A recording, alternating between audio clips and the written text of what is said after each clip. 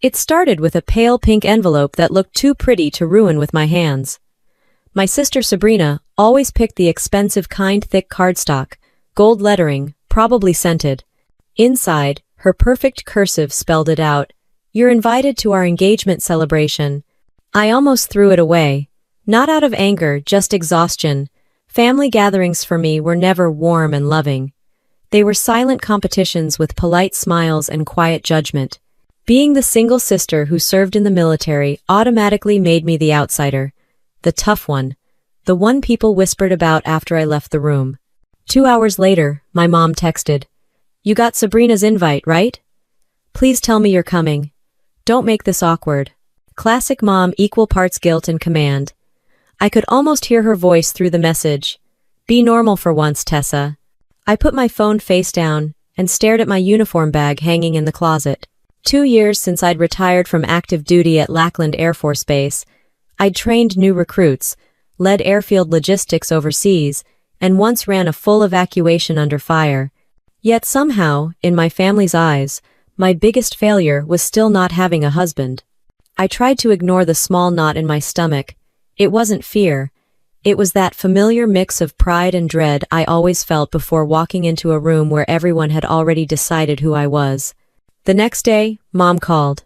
"No hi, no how are you? Just, Tessa, it would mean a lot if you showed up. You know how your sister is. She wants everyone there. Does she want me there, or just the photo proof that I came?" Silence. Then that sigh. The one that meant, stop making everything complicated. I said I'd think about it, which, in mom language, meant I was going. The night before the party, I stood in front of the mirror trying to figure out what version of me they could handle. Civilian clothes? Maybe jeans and a sweater? Something that said, "See? I can blend in." But then my eyes landed on my dress blues pressed. Perfect. Untouched since Memorial Day last year. That uniform had seen more of the world than most of my relatives ever would. It carried my history, my rank, my scars, and every ounce of strength I'd fought for. They saw it as a costume. I saw it as my skin. I took it down, brushed off a bit of dust, and laid it across the bed. There was no real decision to make. I was going to that party as myself. Not the daughter they wished would settle down. Not the sister they compared to Sabrina, but the woman who'd earned every single stripe on her sleeve. I knew exactly what would happen. The long stares, the fake smiles, the thank you for your service, delivered like a pat on the head. I could already picture Sabrina's face, the practiced surprise, the tight grin, the whisper to her fiancé about how I love attention. Still, I ironed the jacket until the creases could cut glass, polished the shoes until I could see my reflection, pinned every medal exactly where it belonged. Each one reminded me of a moment when keeping calm saved lives. That skill might come in handy tomorrow. When I finally zipped the jacket, the fabric fit like a second spine. It didn't make me feel powerful. It made me feel grounded, like I was finally standing in the right uniform for the battlefield I was about to walk into, my family's living room. On the drive from San Antonio to Dallas, the road stretched out straight and endless. I passed neat rows of houses, new gas stations, and families with weekend plans that didn't include silent emotional warfare. Sometimes I wondered what it would have been like to be one of those people, the ones who never had to prove they belonged. Halfway there, Mom called again, just to check what time I'd arrive. I told her not to wait up.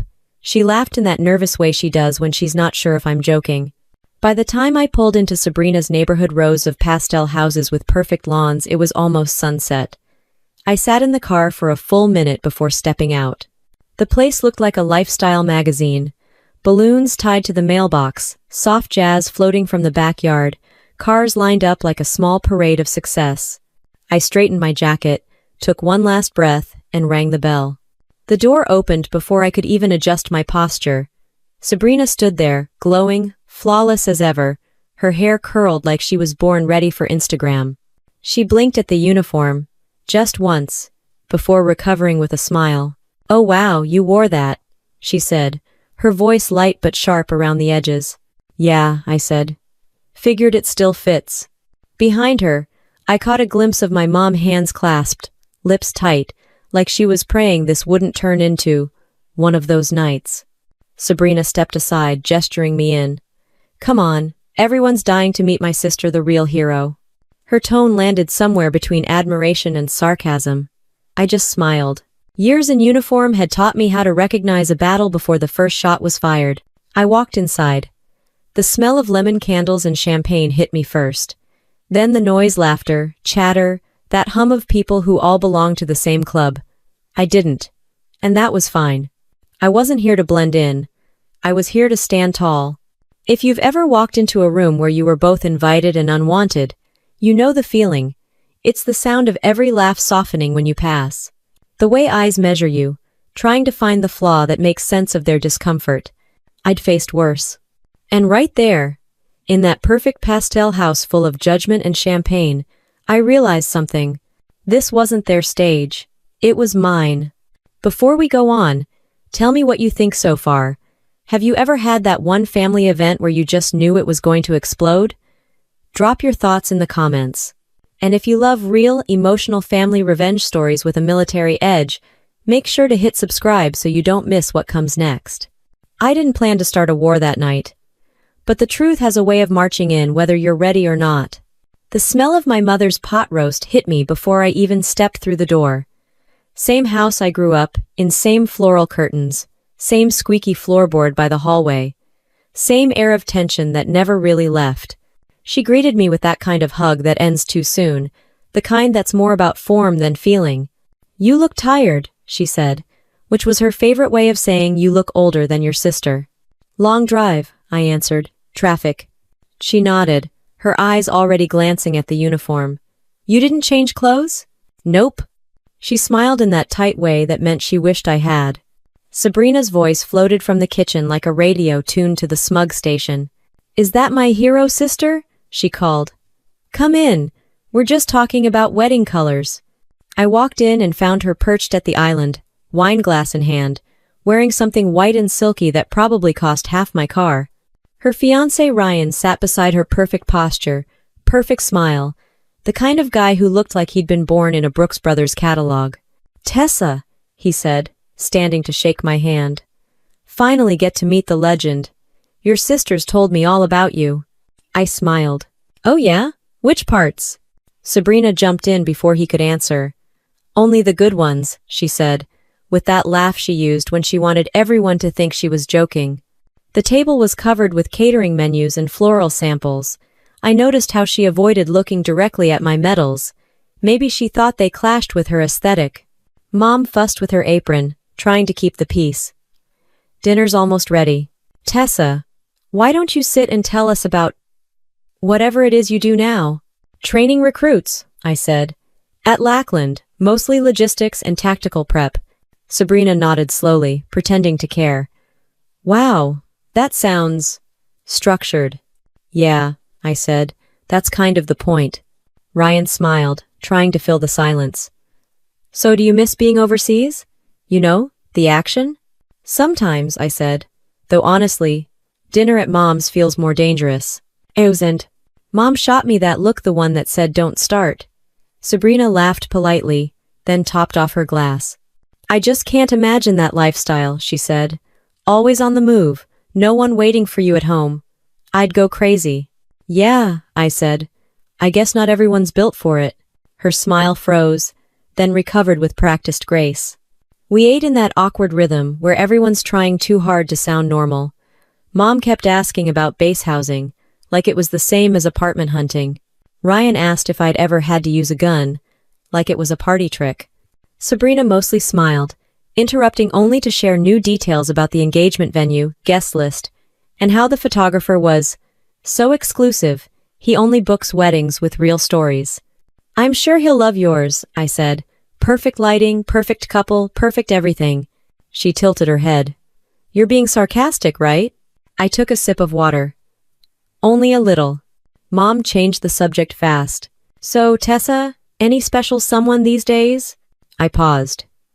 Just me, myself, and the U.S. government. Sabrina laughed too loudly. So, still single. Well, at least you don't have to share a closet. Ryan looked uncomfortable. Babe. "What?" she said. "It's just a joke." I smiled, even though my jaw tightened. I'd survived ambush zones with more grace than this dinner. When we were kids, Sabrina used to tell people I played army because I didn't have any imagination. She said it in front of my friends once, and I punched her in the arm so hard she cried. I got grounded for a week, and she got ice cream. That was the story they still told at holidays. Remember when little Tessa overreacted?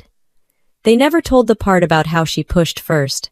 Mom started clearing dishes before anyone finished eating. That was her move when tension hit. "Ryan, why don't you show Tessa the backyard? We put in lights since the last time you were home." "I'll buy." He nodded, grateful for the escape. I followed him out through the sliding doors. The yard looked like something from a bridal magazine: string lights, flower arches, and a white tent that probably cost more than my yearly uniform allowance. "Beautiful," I said. "Yeah," he answered, rubbing the back of his neck. "Your sister went all out."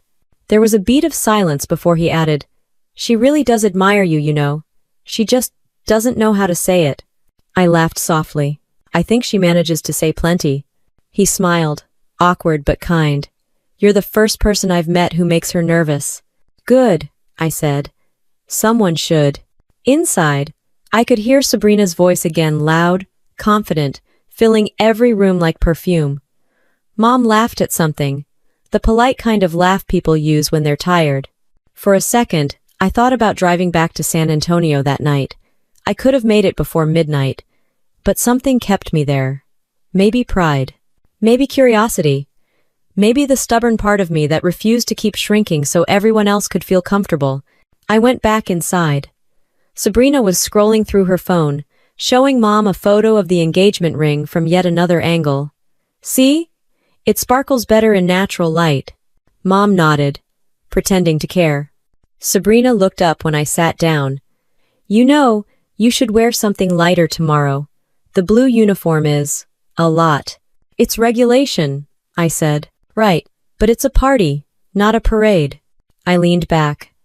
"Then you don't have to salute." Mom's fork clattered against her plate. "Can we not do this right now?" Sabrina raised her eyebrows. "I was just offering advice." "Yeah," I said. "You always are." The silence stretched until even the clock ticked louder. Then Mom sighed, long and tired. "You girls have always been so different." "That's one word for it," I said. Sabrina stood up, gathering plates. "It's fine, Mom. She's just on edge. I get it, these events can be intimidating." "Don't worry," I said, standing too. "I've been to worse." Her smile flickered, unsure if I meant it as a joke. I helped Mom finish cleaning, mostly in silence. When she finally went upstairs, I stepped out onto the porch. The night air was thick with Texas humidity, cicadas buzzing like bad memories. Inside, I could still hear Sabrina's laughter through the kitchen window, sharp, familiar, and almost comforting in its predictability. I looked down at my hands, still steady, still sure. Tomorrow was her big day, and whether she liked it or not, I was going to be in every single picture. The next afternoon, I parked in front of Sabrina's house and had to laugh. There were pastel balloons tied to the mailbox, white tents in the backyard, and a valet service in the driveway. For an engagement party, it looked more like a small wedding mixed with a magazine shoot. Even her lawn seemed to know it was being judged. I stepped out of the car, straightened my jacket, and felt the Texas heat crawl down my back. My dress blues weren't designed for outdoor social combat, but then again, neither was I. When the front door opened, a wave of perfume and chatter rolled out. The living room glowed in beige and white, the kind of color palette people pick when they want guests to know they're rich but tasteful. A string quartet played in the corner. Actual string quartet. I almost saluted them. "Tessa!" Sabrina's voice came floating toward me like it had rehearsed this moment. She appeared in a fitted white dress that sparkled just enough to demand attention without seeming like it did. Her smile froze for half a second when she saw the uniform again. "You really did wear it," she said. "Still fits," I replied. People turned as I walked in. It wasn't hostile, exactly, more like the way you look at someone who just walked into the wrong movie. Heads tilted, eyebrows lifted, Champagne glasses paused midair. "Oh my God, you look so official," one of Sabrina's friends said. She wore a silk jumpsuit that screamed, "Dallas influencer." Like, this is amazing.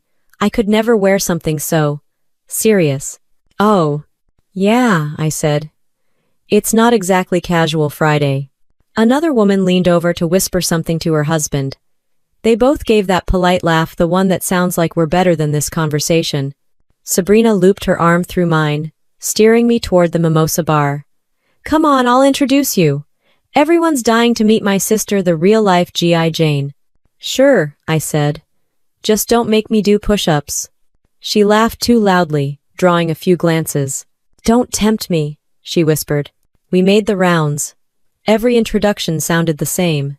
"This is my sister Tessa. She's in the Air Force, can you believe it?" Followed by, "Oh wow, thank you for your service."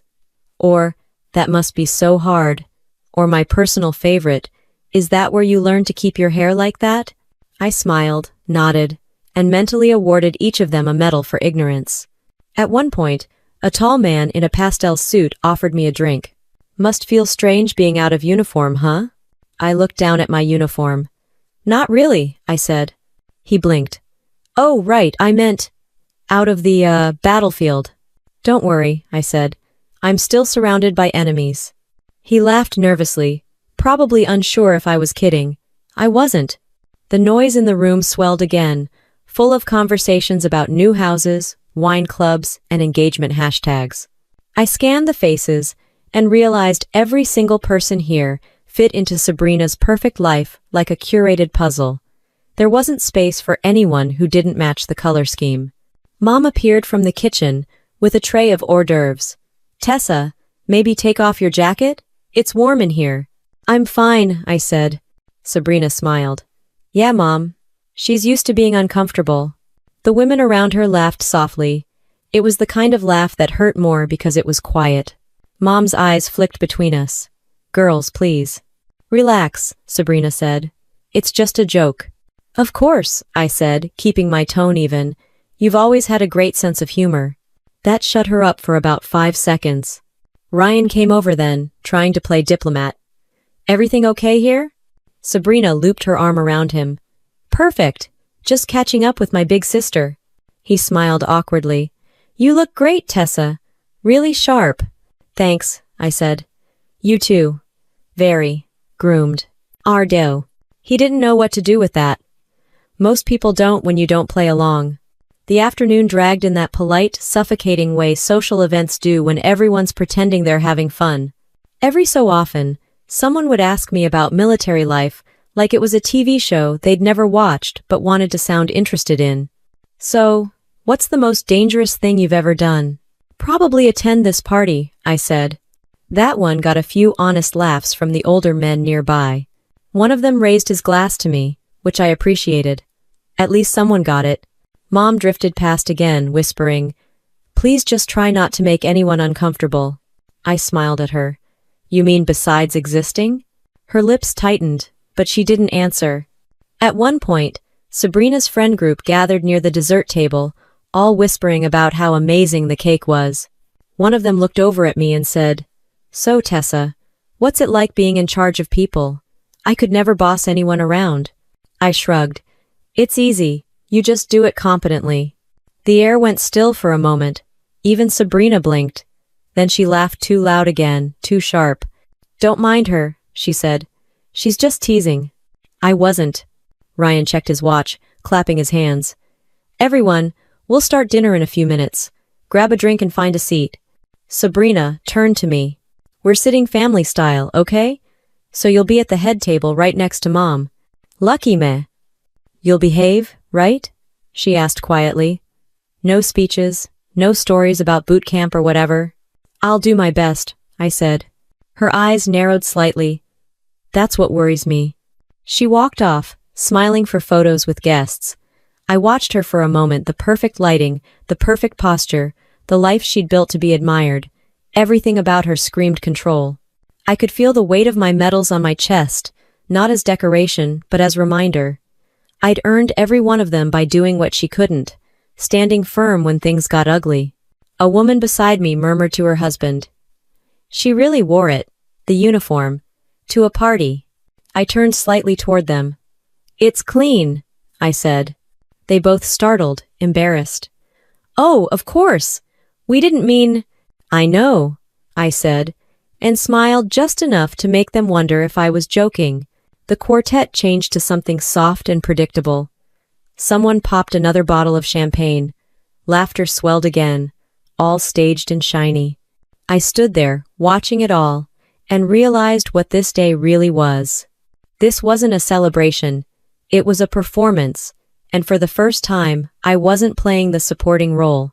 The clink of champagne glasses faded into background noise as I stepped onto the back patio.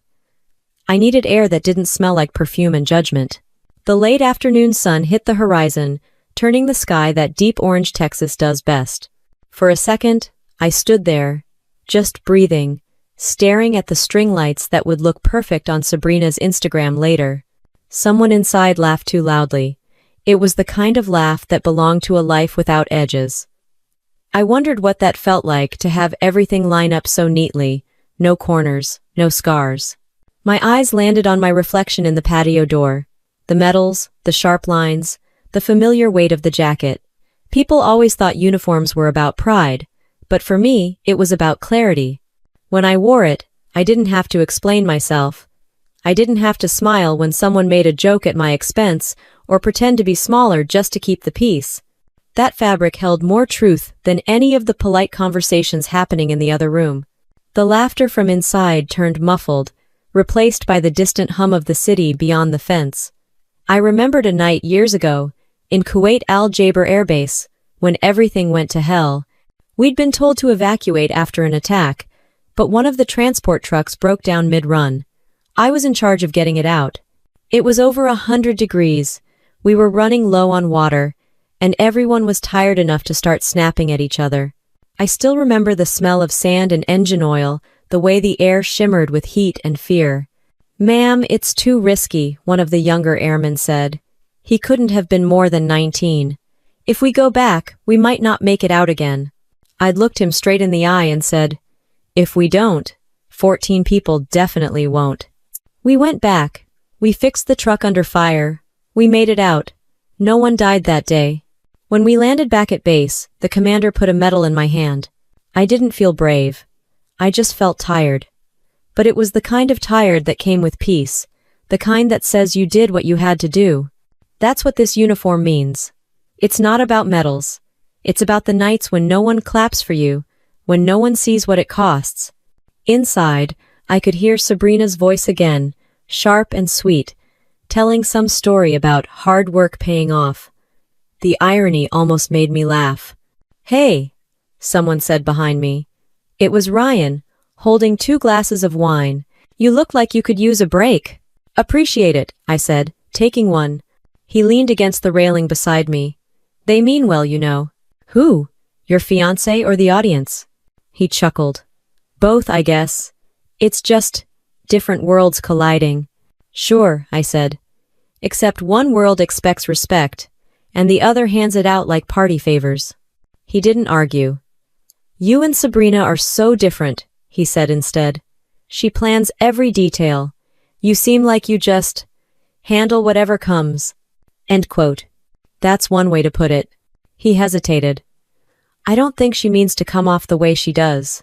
"She does," I said quietly. "She just doesn't expect anyone to call her on it." He shifted uncomfortably, probably wishing he hadn't wandered into the middle of this. I didn't blame him. Not many people volunteer for a minefield. "I'm glad you came," he said finally. "It means a lot to your mom." "Yeah," I said. "That's why I'm here." "And dote?" He nodded, then excused himself, heading back toward the glowing, polished safety of the party. I stayed outside, finishing the wine and watching the lights flicker as the sun disappeared. The memory of Kuwait faded into another one, simpler, but sharper. When I came home from my last deployment, the first thing Mom said wasn't "I'm glad you're safe."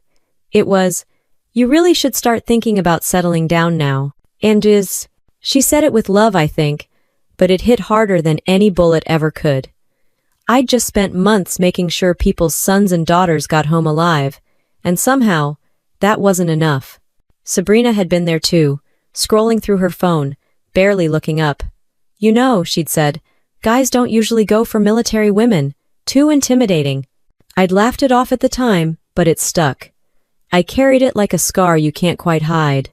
That's the thing about family. They don't need to shout to leave bruises. They just need to talk like they know you. The sliding door opened again, breaking the thought. Mom stepped outside, wiping her hands on a towel. You shouldn't stay out here alone, she said softly. People will think you're upset. I'm fine, I said. She looked at me for a long moment, eyes soft but uncertain. You know, Tessa, you could have worn something else.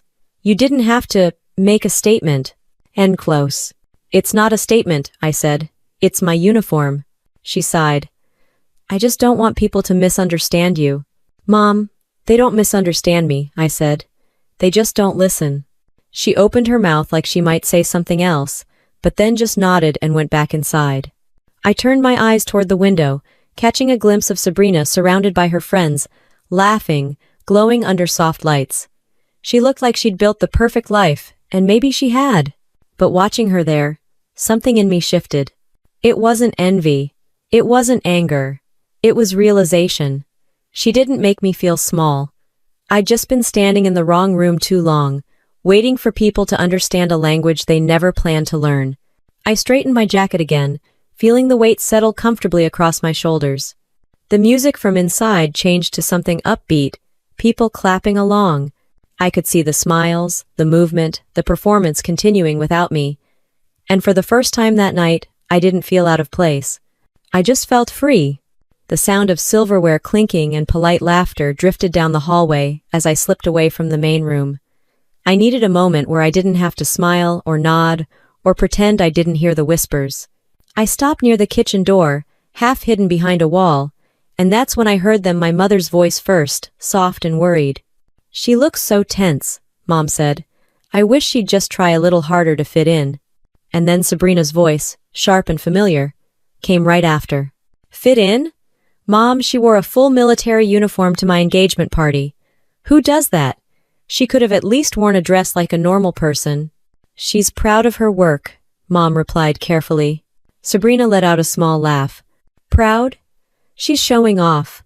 It's like she's reminding everyone she's the brave one, the selfless one. Meanwhile, I'm the shallow sister with the nice house and the ring. You know how that looks. I froze, my back against the wall. My jaw clenched before I even realized it. Mom's voice softened. You shouldn't talk like that, Sabrina. She's had a hard life. Oh, please, Sabrina said. She chose that life. She's the one who left, who never comes home, who acts like she's too good for everyone. Now she walks in here like some hero, and suddenly everyone's whispering about how inspiring she is. I'm sorry, but this is my day, not hers. I didn't move. I just stared at the floor, listening to the hum of the refrigerator between their voices. You know she loves you, Mom said. Sabrina sighed. I know. But she makes it impossible to like her sometimes. Always so serious, so cold. I mean, what kind of woman lives like that?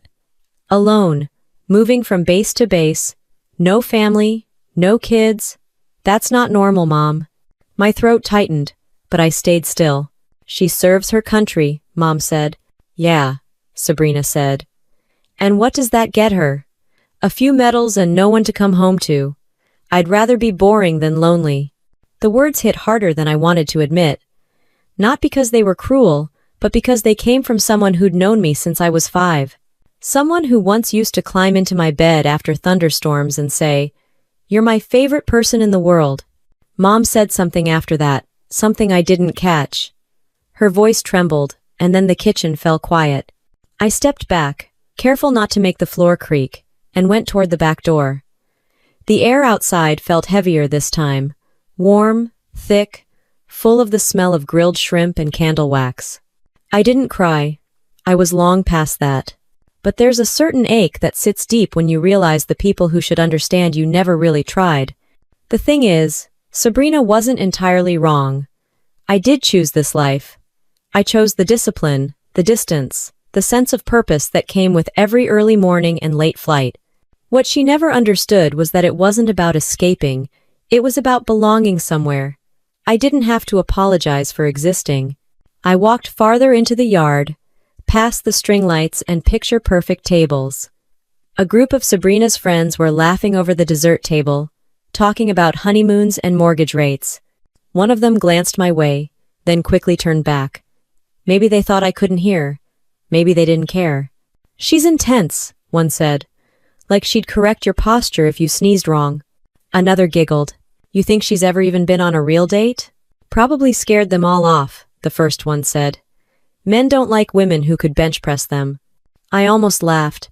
If they knew how many men in uniform had tried and failed to keep up with me, they'd probably choke on their champagne. Instead, I just walked past them. Let them talk. Words can't reach someone who's already outgrown the noise. At the far edge of the yard, I found the small garden Mom used to tend when we were kids. The rosemary bush was still there, though half wild now. I brushed my fingers over it, letting the scent calm me. There was something grounding about that smell. It reminded me of nights when Mom would cook late, and Sabrina and I would argue over who got to lick the spoon. Before life got complicated, before growing up meant picking sides. The screen door creaked open behind me. "You okay out here?" It was Ryan. Again. He stood in the doorway, hands in his pockets. "Yeah," I said. "Just needed a minute." He hesitated. I overheard a little of that. "Inside." "Yeah?" He nodded. "I don't think she means half the stuff she says." "I think she means exactly what she says," I replied. "She just doesn't think anyone hears her." He stepped a little closer. "You know, I think she's jealous." I raised an eyebrow. "Of what?" "Of the fact that you don't need anyone's approval to know who you are." That caught me off guard. I looked at him, trying to figure out if he was serious. He was. "Well," I said, "if she's jealous, she hides it well. You're about to marry her." He laughed softly. "Yeah, don't remind me." There was a pause, comfortable almost. Then he added, "You handled that better than most people would have." "Years of training," I said. "You learn how to keep your composure when people take shots." He nodded, thoughtful. "Still, I'm sorry you had to hear that." I looked back toward the house. Through the windows, I could see my mother bustling in the kitchen again, Sabrina glowing under a chandelier, guests smiling, laughing, eating. A picture of family harmony framed perfectly for the world. "Don't be," I said quietly. "It just reminded me of something I already knew." Ryan tilted his head. "What's that?" "That sometimes the hardest battles aren't the ones with enemies." He didn't say anything to that. He didn't have to. I walked back toward the light, back toward the noise, the scent of rosemary still on my hands.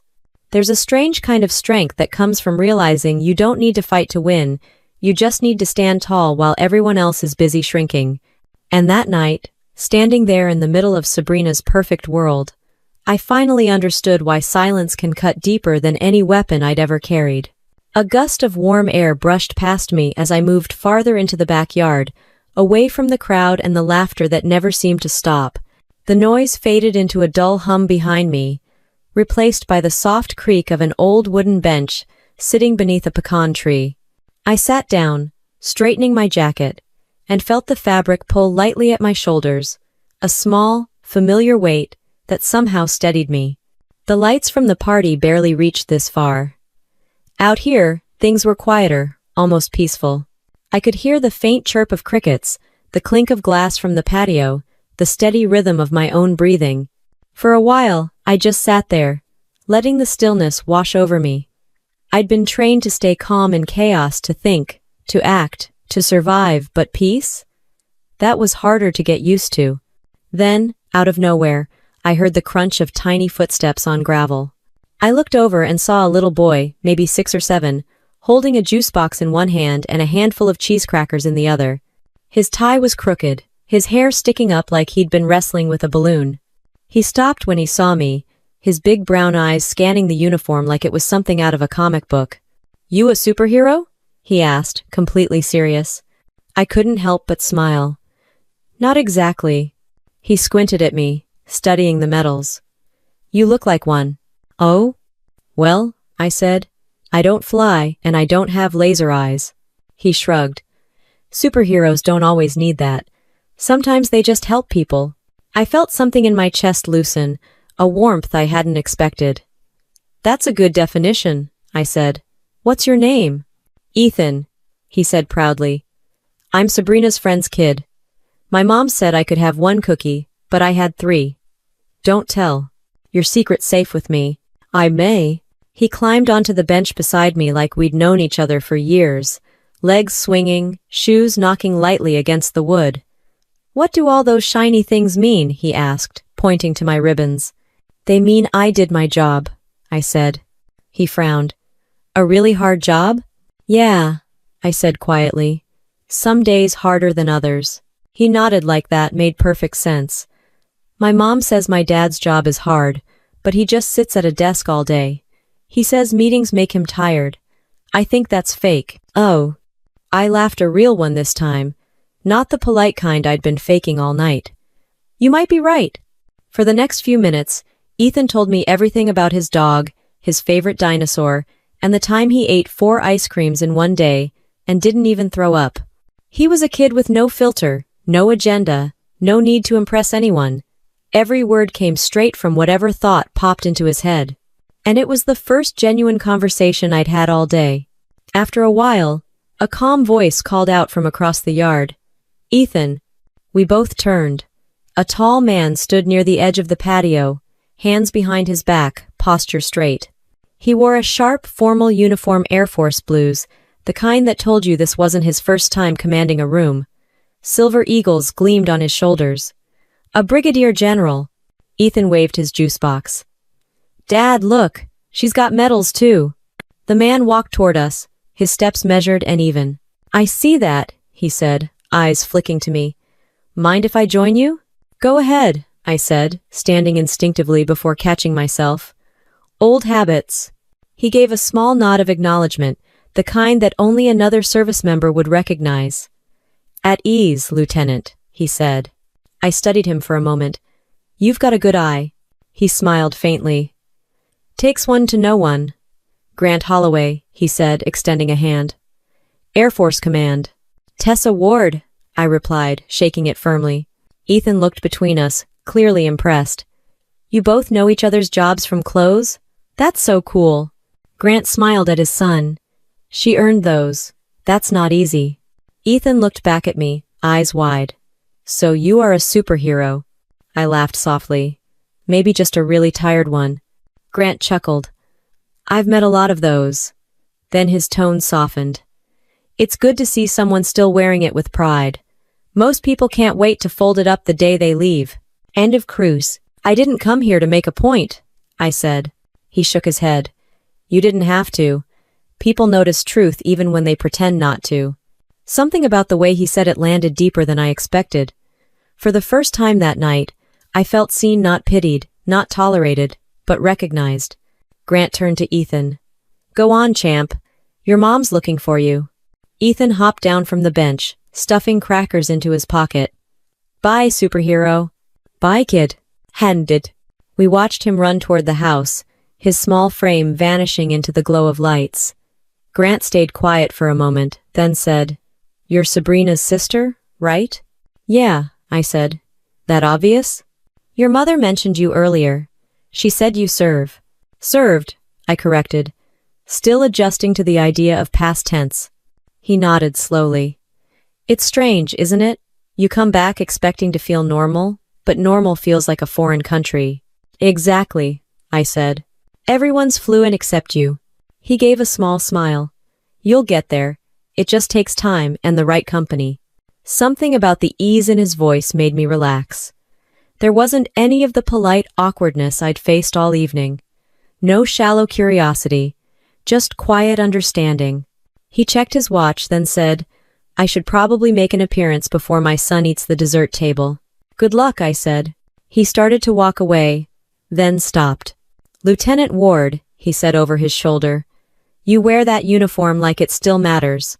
Don't ever let anyone convince you it doesn't. I didn't answer, but I didn't have to. He nodded once, then disappeared into the crowd. As the laughter picked up again inside, I sat there under the pecan tree, the faint scent of rosemary and candle smoke drifting through the air. For the first time in a long time, I felt like the ground under me wasn't moving, not because the world had changed, but because I had stopped shrinking to fit it. The air in the backyard had started to cool, carrying the faint hum of music and laughter from inside. I was still sitting on that bench, the echo of Grant's words circling in my head like a quiet metronome. You wear it like it still matters. It did. Maybe more than ever. When I finally walked back toward the house, the lights seemed brighter, the voices louder. The hum of small talk rose and fell like static. Someone was retelling a joke that probably wasn't funny the first time. Glasses clinked, cameras flashed, and Sabrina's laughter cut through the noise like the top note of a rehearsed song. She saw me at the doorway and smiled, but it wasn't the warm kind. It was the type that said, "Don't ruin this for me." "Finally," she said, clinking her glass. "I thought maybe you'd left early, to go rescue someone." I smiled. "Just saving myself, actually." A few people nearby laughed, not sure if they were supposed to. Sabrina's jaw tightened just slightly before she turned her back, pretending to refill her drink. That's when the front door opened. The sound was subtle at first, a soft click, then the hush that spreads through a room before anyone realizes why. But I saw it instantly, the shift. Heads turned, voices dropped, and even Sabrina's perfect smile faltered. He stood in the doorway tall, composed. That same quiet authority I'd seen on the bench earlier. Grant Holloway, the Brigadier General. Only this time, he wasn't just another guest. He was the man Sabrina used to date. I watched her face drain of color so fast it was almost cinematic. Her hand hovered near her glass like she might drop it. "Grant," she said finally, her voice higher than usual. What are you doing here?" He stepped forward, calm and steady. "I was invited," he said. "Your fiancé's company works with my division on the Veterans Home project." He mentioned the engagement party. Ryan appeared behind Sabrina, clearly unaware of the landmine he'd just brought into the room. "Oh great, you made it," he said cheerfully. "Everyone, this is General Grant Holloway. He's leading the development project we're funding next quarter." Grant nodded politely, scanning the room. Then his eyes found mine. It wasn't dramatic or drawn out, just a simple recognition, one professional to another. But it changed everything. "Tessa," he said with an acknowledging nod, loud enough for people to hear. "Good to see you again." Sabrina blinked, visibly confused. "You? Know each other?" Grant smiled slightly. "We met outside earlier. Lieutenant Ward served in the Al Jaber campaign. I knew her name before tonight." That last sentence hit the room like a quiet thunderclap. Suddenly, everyone who had whispered about my uniform, about my over-the-top outfit, seemed to forget how to breathe. Ryan blinked. "Wait, the Al Jaber campaign? I read about that. The rescue operation?" Grant nodded. She led it. It wasn't bragging. It was simple, factual, said with the calm authority of someone who didn't need to embellish the truth. And for the first time all evening, I didn't feel like an outsider. I felt seen. Sabrina's smile twitched. "Oh well, that's nice," she said quickly, looping her arm through Ryan's like she could redirect attention by force. "Anyway, everyone, dinner's almost ready." But the spell had already broken. People were still looking at me, but not the way they had before. Not with the polite curiosity of someone inspecting a museum exhibit. It was respect, quiet, hesitant, but real. Grant moved through the crowd like he'd done it 1,000 times before, firm handshakes, calm eye contact, no wasted motion. He wasn't just commanding a room, he was grounding it. When he finally reached me, he said quietly, "You okay?" "I've had worse deployments," I said. He smiled, then turned to the nearest group, where Mom was standing with a glass of white wine, looking both proud and confused. "Ma'am," he said gently, "your daughter's reputation precedes her. You must be proud." "Uffo." Mom blinked, caught off guard. Yes, of course," she said, fumbling slightly. "Very proud." He nodded once, then turned back toward Sabrina. "Congratulations, by the way," he said smoothly. "Beautiful setup. You always did have a talent for presentation." Sabrina laughed too quickly. "Well, you know me. Details matter." He tilted his head just enough to be polite. They do, he said, but substance keeps them standing. It wasn't harsh. It was just true. And the silence that followed carried a weight the quartet couldn't fill. Julia, Sabrina's closest friend and self-appointed event queen, stepped forward to break the tension. Well, she said, overly bright, since we're all here, let's make a toast. Grant held up his glass, calm as ever. To the future, he said. Then his eyes flicked toward me for the briefest second. And to the people who had the courage to earn it. That's when the fork dropped. Someone at the table, maybe nervous, maybe stunned, fumbled it onto a plate, and the sharp clang echoed louder than it should have. It was a tiny sound, but it drew every gaze to the same place. Me. Sabrina swallowed, forcing a tight smile. Yes, she said finally. To the future. Her voice cracked on the last word. As the group sipped, small whispers rose again, different now, curious, even admiring. The same people who had smirked at my uniform were now nodding like they'd always respected it. Funny how fast admiration replaces mockery when someone important gives permission. Grant turned slightly, setting his glass down. Excuse me a moment, he said, stepping toward the patio doors. As he passed, he said just low enough for me to hear, You handled that with grace. Thanks, I said. Didn't know I was on trial. You weren't, he said. They were. Ha! Then he walked off, leaving me in the kind of silence that doesn't sting, the kind that settles when you finally stop defending yourself. For the first time all evening, I looked around that perfect room, with its curated flowers, perfect lighting, and practiced smiles, and thought maybe it wasn't me who didn't belong. Maybe it was the idea of me that they'd built in their heads. And watching Sabrina struggle to keep her smile in place, I realized something even more satisfying. The uniform didn't make anyone uncomfortable. It just exposed who already was. Dinner started not long after the tension from Grant's arrival settled into the walls like trapped smoke. The long table stretched across the backyard, wrapped in soft white linen, and lined with perfectly folded napkins embroidered with Sabrina and Ryan's initials. Everything shimmered under the hanging lights, elegant, expensive, and exhausting. I took my seat near the center, directly across from Grant. The air was heavy with polite chatter, punctuated by the occasional clink of a fork against china. Sabrina, glowing like she was hosting an awards show, stood at the head of the table with her fiancé's arm around her waist.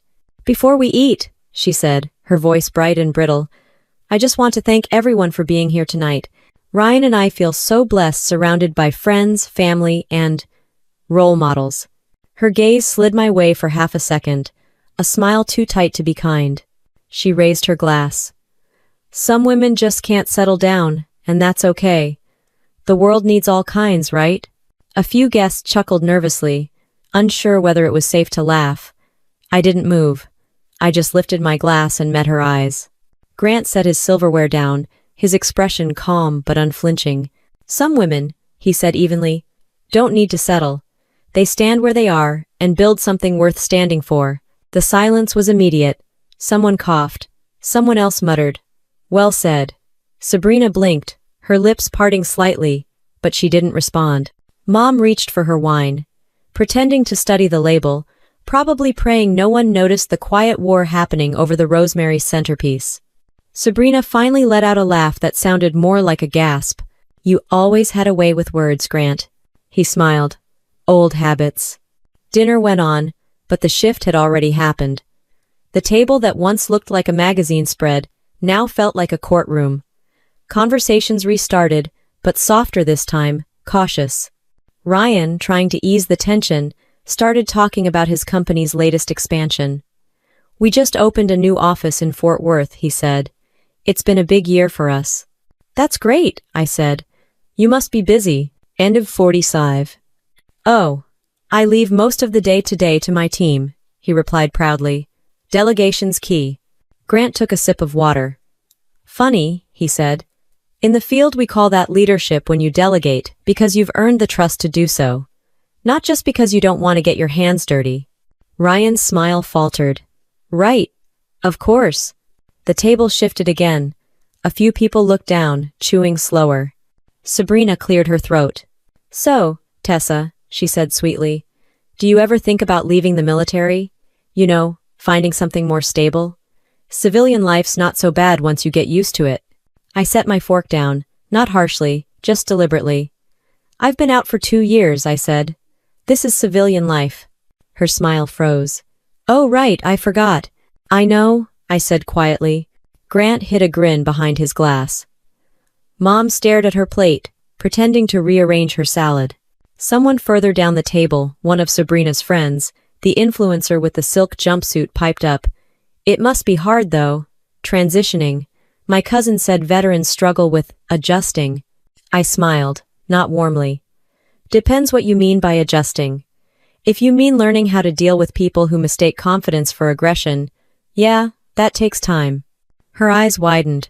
Oh, I didn't mean... I know you didn't, I said. That's the point.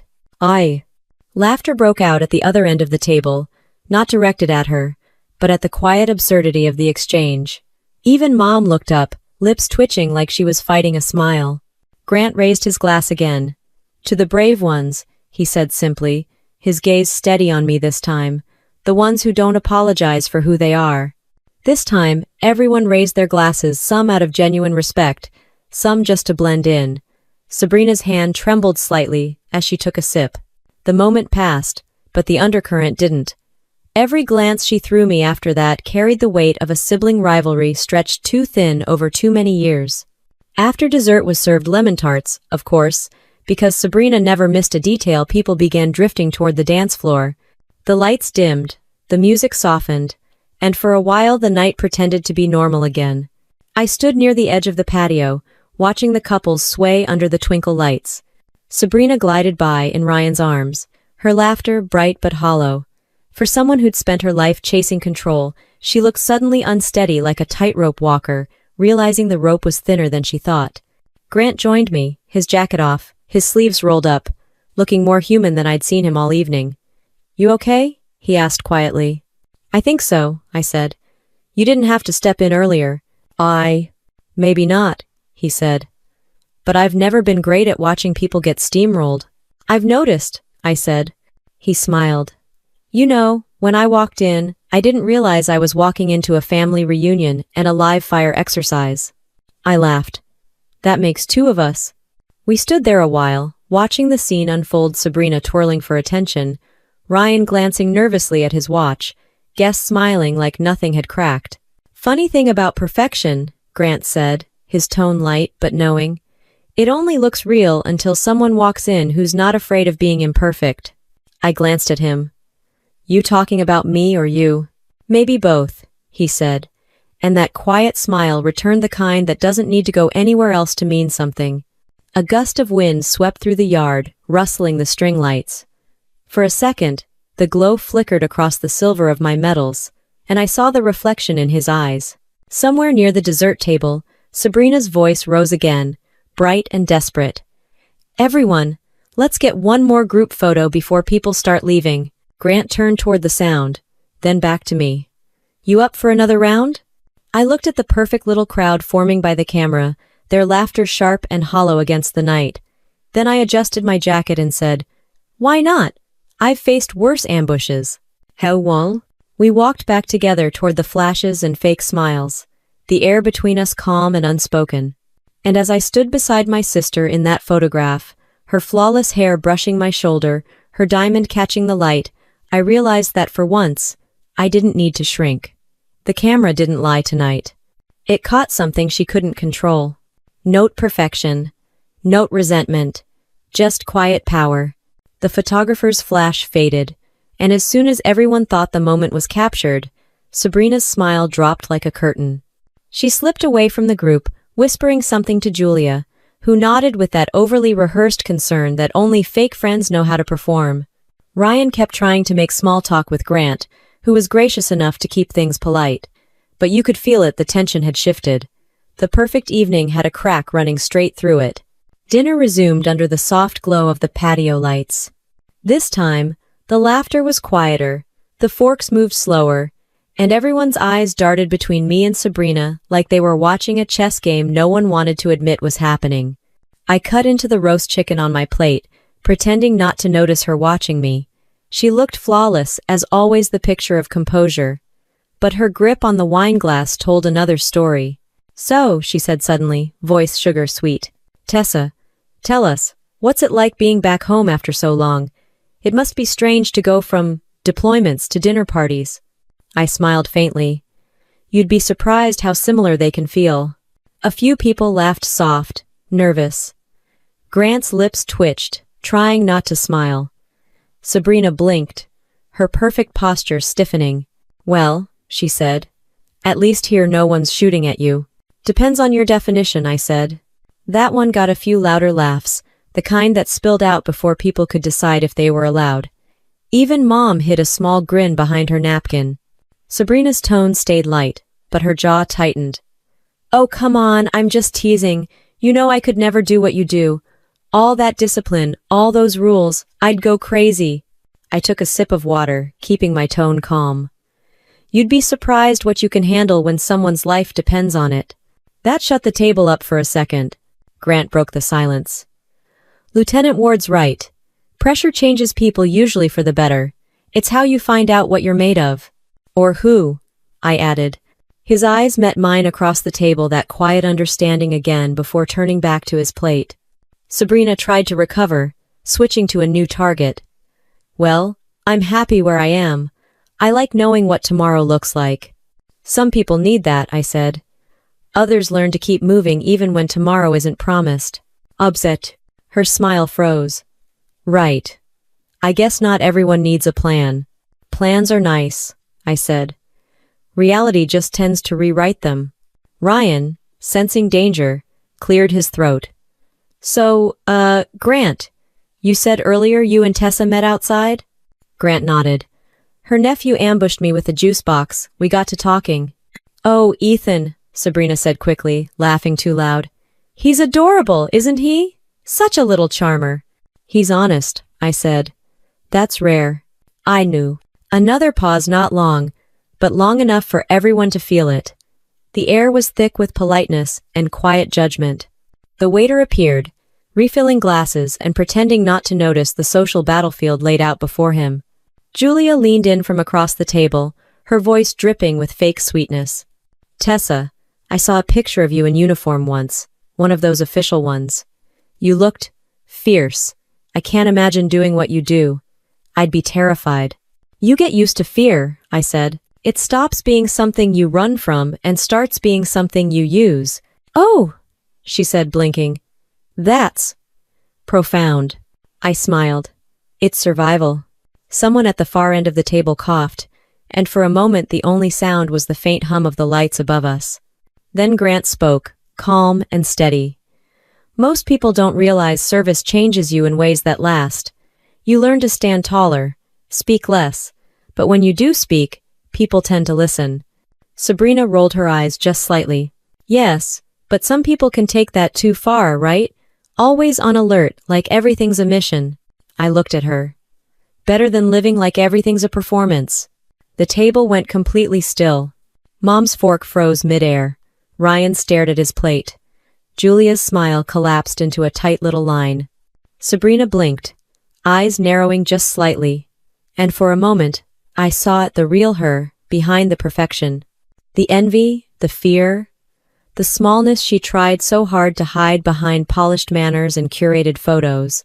Then she laughed. "Well, I can't argue with that. You always did know how to take things seriously." Grant's voice cut through again, measured and smooth.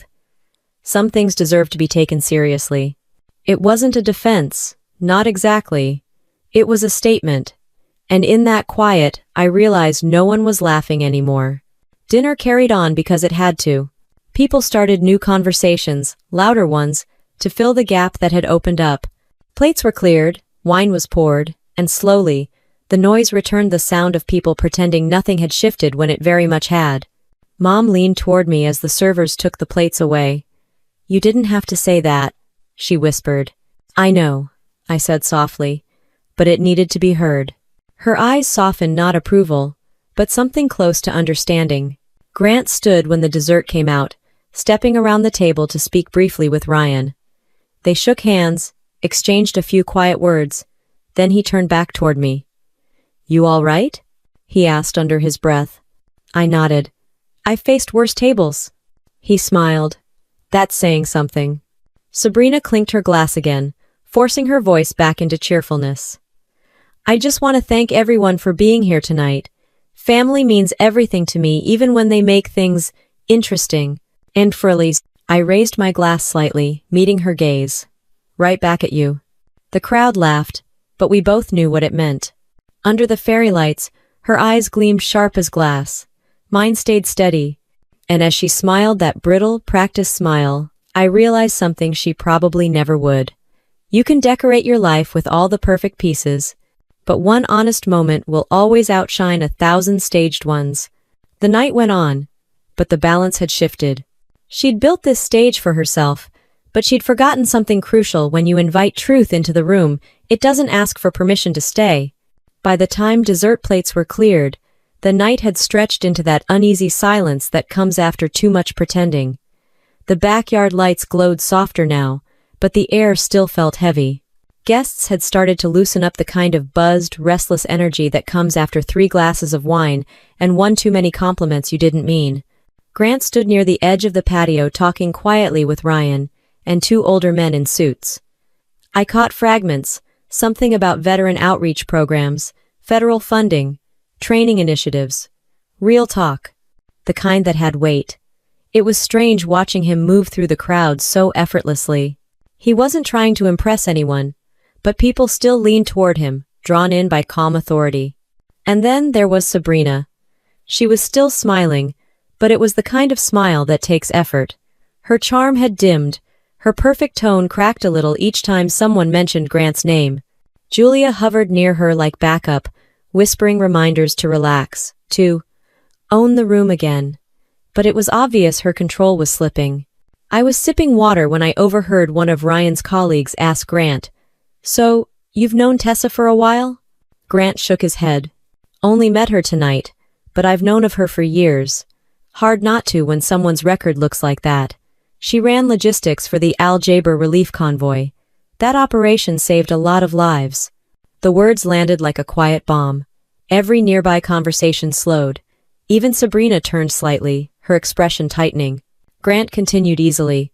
"We don't talk enough about the people who do the hard work, the kind who hold everything together when things go bad. Lieutenant Ward did that." Ryan looked impressed. "Wow, I didn't realize." Grant nodded. "Most people don't. She doesn't talk about it." The small crowd exchanged glances, a mix of surprise and newfound respect. I didn't say anything. I just sat there, holding my glass, feeling the kind of silence that fills a room when the truth finally gets noticed. Mom's eyes found mine from across the table. She looked proud but uncertain, like she wasn't sure how to show it yet. It was something. Sabrina finally broke the spell, clapping her hands. "Well, I think that's enough work talk for one night," she said brightly. "Let's not bore our guests with military details." Grant smiled at her. "I didn't find it boring." Arkling. Her laugh came out tight. "Of course not. You live for it." He didn't take the bait. "Some of us live for service. Others live for comfort. Both have value." Sabrina blinked, caught between confusion and irritation. Julia quickly leaned in, whispering something that made her force another smile. Mom stood, probably trying to redirect the mood. "Why don't we move inside for coffee?" People nodded, grateful for an escape. The hum of polite chatter returned, but it was different now, softer. The energy had shifted in the subtlest way, like a pendulum finding balance again. Inside, Sabrina's living room looked like a showroom. White furniture, abstract art, not a speck of real life in sight. I stayed near the back, nursing my coffee while everyone else floated through polite conversations. Grant found me again. "You handled that well," he said quietly. "I've had practice," I said. He smiled. "Still, that was impressive composure." I shrugged. "If I'd made a scene, I'd have just proved their point." He nodded, eyes thoughtful. "You know, I've sat in a lot of rooms like this. Always the same. The people who talk loudest tend to have accomplished the least. Tell me about it." He chuckled. "You already know." Sabrina drifted over, her heels clicking against the floor. Tessa, she said sweetly. I didn't get to thank you for coming. I know these events probably aren't your thing. You're right, I said calmly. They aren't. All there. Well, she said, ignoring the jab. I appreciate you making the effort. It means a lot. I studied her face, perfect makeup, perfect tone, perfectly insincere. You don't have to perform gratitude for me, Sabrina. Her smile faltered. Excuse me? It's fine, I said. You don't owe me approval. You never did. A few nearby guests pretended not to listen, but froze mid-sentence. Grant's gaze flicked between us, steady but unreadable. Sabrina laughed nervously. I think you misunderstood me. I don't think so, I said. You've been misunderstanding me since we were kids. The air between us tightened. Then, as if on cue, Julia swooped in. Oh my God, ladies, can we not ruin the vibe? It's a celebration. Grant stepped forward slightly. No one's ruining anything, he said evenly. I think what we're seeing here is honesty. It's refreshing. Julia's mouth opened, then closed again. Sabrina glanced around and saw the guests watching. Her cheeks flushed just slightly. Well, she said, some people mistake bluntness for bravery. I tilted my head. Some people mistake avoidance for grace. Grant coughed lightly into his glass, but I caught the edge of a smirk. Ryan, looking like a man caught in the middle of a lightning storm, stepped up quickly. How about we make another toast, he said, grabbing a glass. To family, because no matter how different we always come back together. He meant well. I'll give him that. Sabrina smiled through gritted teeth, clinking her glass with mine. To family, she said. I nodded. To the kind that shows up. Grant raised his glass too. And to the kind that stands tall, he added, looking directly at me. That was the final tilt.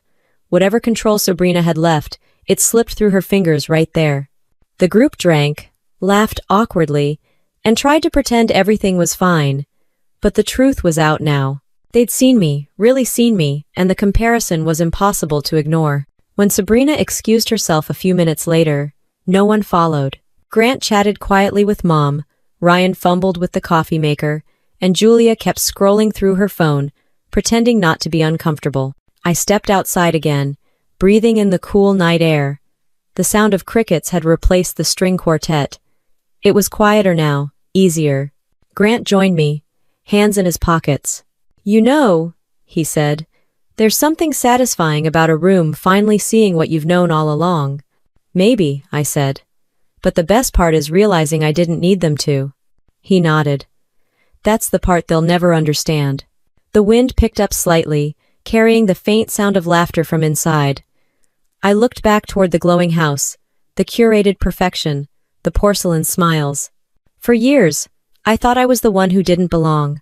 But standing there under the Texas night sky, I realized I'd simply outgrown the version of me they were comfortable with.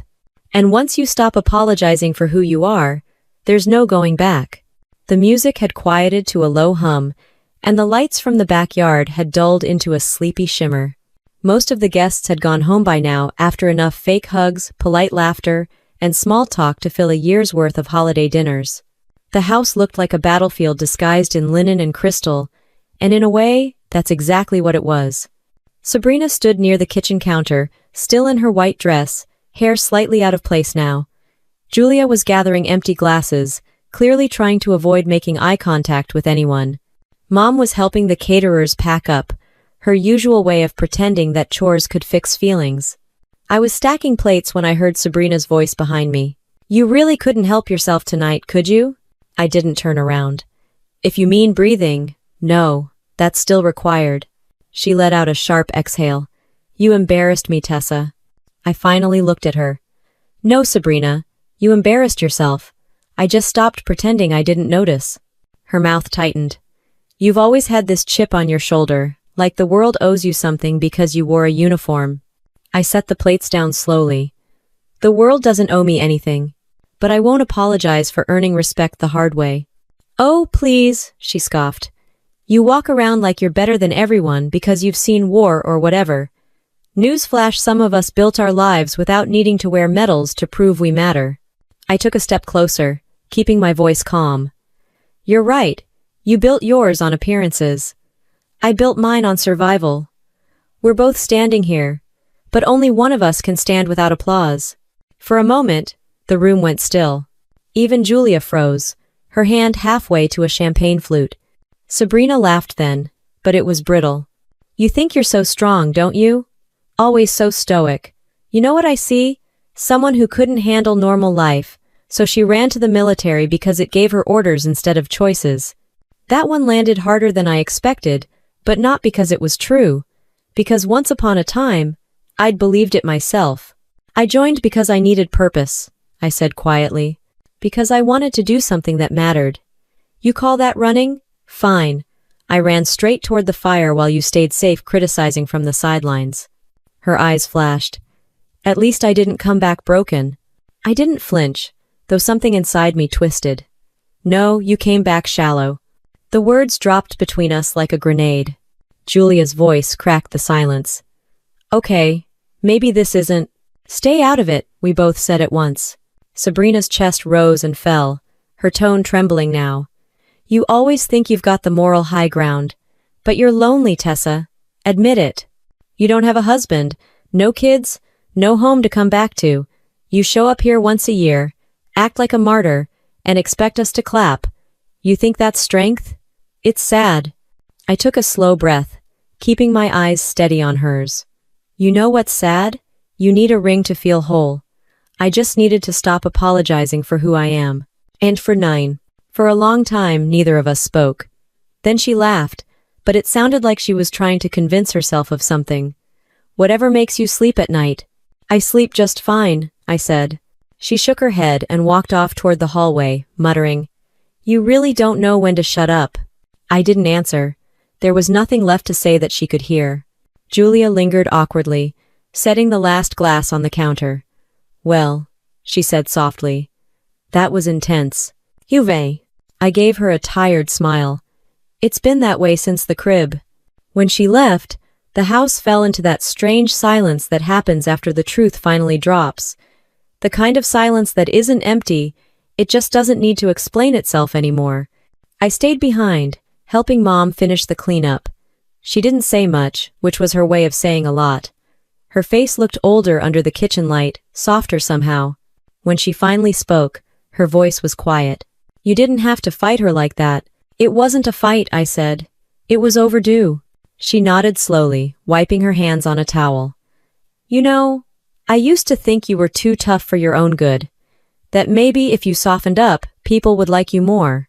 And now? I asked. Her eyes flicked up to mine, tired but honest. Now I think the world could use a few more people who don't care if they're liked. That surprised me. Not because of what she said, but because of how real it sounded. Mom, I said, why did you always take her side? She sighed. Because she was fragile, you weren't. I thought I was protecting her, but maybe I was just feeding her weakness. I leaned against the counter, arms crossed. You can't protect someone from growing up.